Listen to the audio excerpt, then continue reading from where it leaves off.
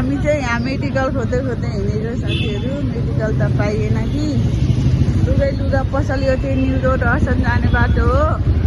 यहाँ भेना र दिदी अनि मेरो कुरा हुन्छ यहाँ चाहिँ मर्सिङ आइरहेको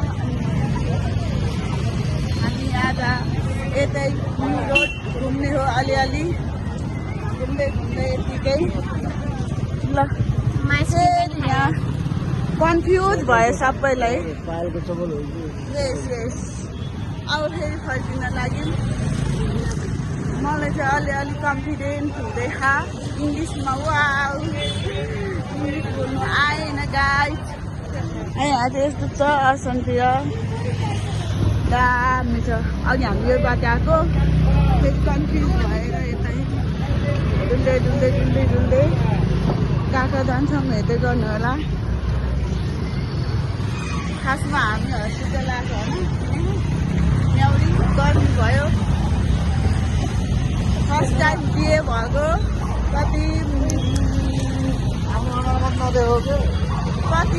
वर्षपछि 4 वर्षपछि आएँ म यहाँ न्यू रोडको उता पुरै गइएन आधी देखाएँ फेरि आधीबाट फर्किहालेँ साथीहरू।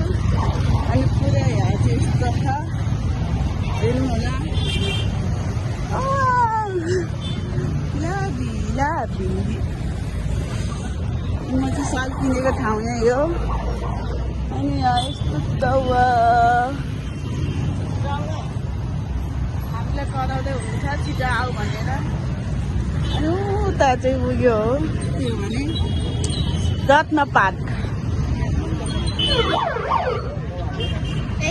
मा चुज भयो साथीहरू। यहाँ यो चाहिँ एकदम फेमस मोमो नुडलको। अब हामी लाग्छौँ मैले 2 प्लेट मोमो खाएको अझै फेरि छान्नु के खाने हो। हामी यस्तो साथीहरू हामीले जे खानु भयो यस्तो डिसहरू पाउँछ। वाउ भन्ला बुढो बस्नुहोस्।